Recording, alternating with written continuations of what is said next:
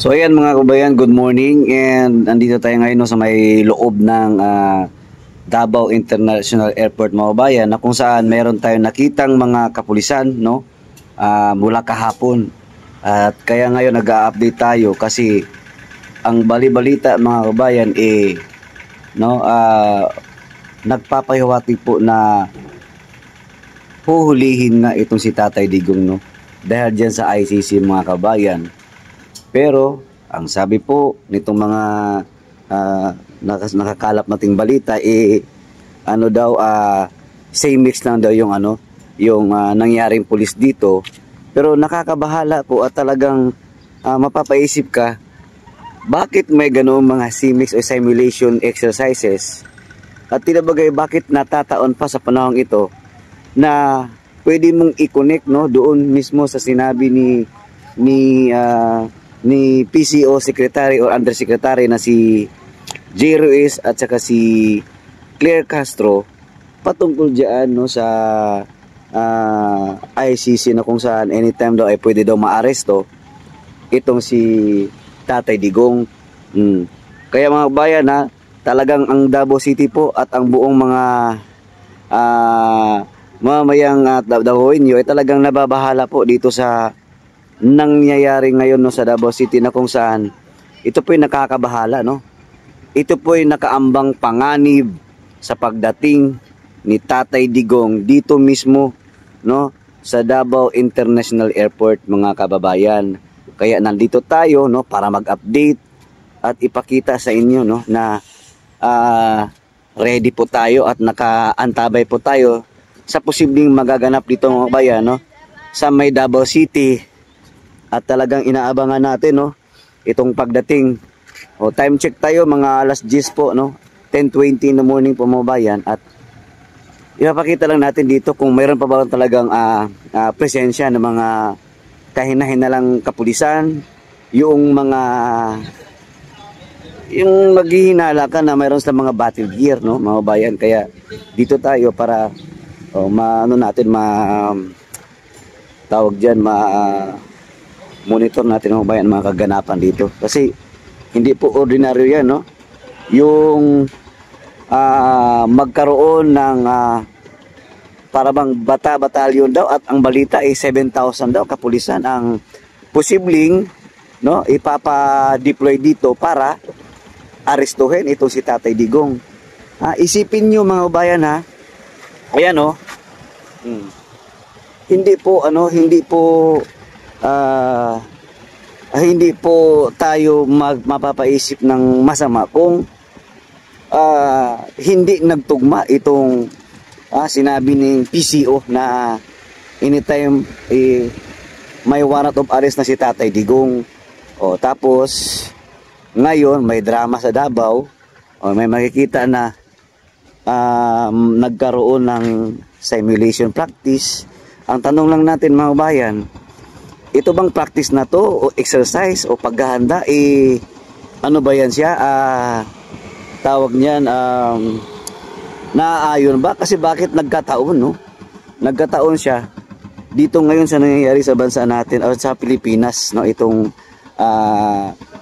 paglabas nga nitong mga batalyon o bali-balita na mayroon ng pulis na i-deploy dito mga kababayan. So dito tayo ngayon no sa may dulo ng airport no. Pero as the moment wala tayong nakikita mga presensya ng kapulisan mga kabayan, pero nakahanda po tayo no na mag-antay dito para mapakita natin sa inyo no kung gaano katotoo ito, at talaga bang napakadelikado kay Tatay Digong ayan na dito sa pag-uwi niya galing Hong Kong. Kasi yun naman po no ang nababalitaan natin social media, na talagang huhulihin na daw itong si Tatay Digong, which is tayo bilang Duterte supporters, DDS vlogger, nakahanda tayo no na suportahan at bantayan itong si Tatay Digong no sa kanyang pag-uwi dito sa Davao City. Ayan po, sa ngayon po itahimik naman sa Davao, ayan so wala pa naman tayong nakita, unlike kahapon na meron talaga tayong nakita dito. Ayan, kahapon na may nakaparking dyan, pero ngayon wala naman no. So wala tayong nakikita. Pero tayo po ay nag-aantay lang. So mag-aantay lang tayo dito kung ano ang posibleng pwede mangyari mga kababayan. Dahil nga tayo nga ay masyadong aware, no? Aware tayo sa mga nagaganap, lalong-lalo na sa Davao. Oh. 'Di ba?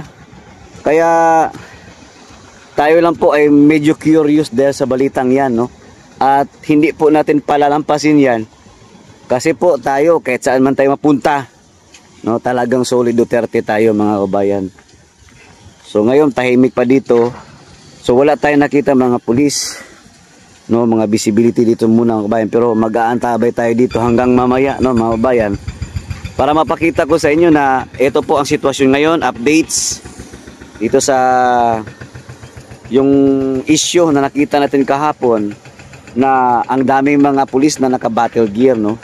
So yan po ay nakakabahala bilang isang taga Davaoenyo, isang supporters ng mga Duterte, na talagang handa tayo, no, na bantayan itong mahal nating presidente and protect BP Sara, dahil nga sa hindi na natin nalalaman kung ano ba talaga ang real score, no, sa bansang Pilipinas na to at bakit laging ginigipit ang mga Duterte, 'di ba?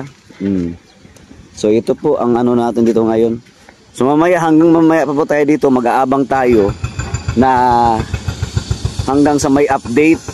Kasi bali-balita po mga bayan na meron dong dadating pa, no, ng mga kapulisan mula Manila, no, sakay ng eroplano, pero until now wala pa po, no. Kanina pa po tayo dito, pero ngayon lang ako nag-upload at ngayon lang tayo nag-video para makita natin ang sitwasyon mga kababayan. So napakalawak at napakaganda ng Davao, subalit pilit talaga nilang ginugulo. Pag talagang nangyari yan mga kababayan, isa lang po masasabi ko sa inyo mga kababayan, may share ko.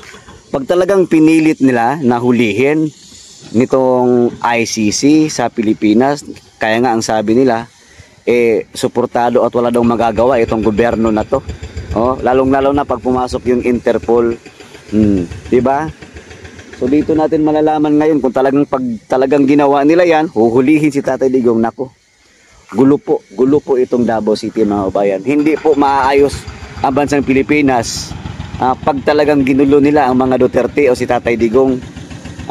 Dito talaga makikita nila ang galit ng taong bayan pag hinuli at talagang pwersahan nilang damputin si Tatay Digong. Subukan lang nila at nang magkaalaman mga kababayan, napakaganda ng Davao, maaliwalas.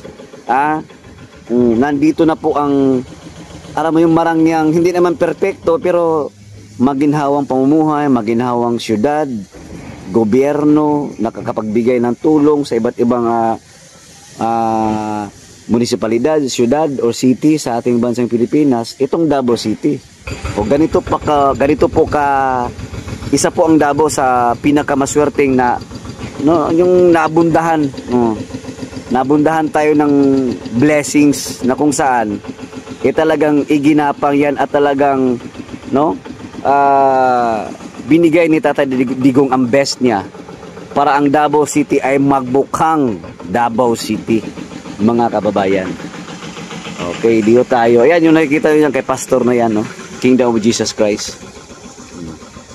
Kaya tayo po ay tuloy-tuloy magmasid, no? Basta at this time wala pa po tayo nakikitang kapulisan, no? So nandito tayo para mag-update. So ayan mga kabayan, wala tayong nakita diyan. Okay, mamaya abangan nyo po yung update natin mamaya. Hanggang dito na lang muna mga kabayan, and see you sa ating next vlog. Bye, paalam.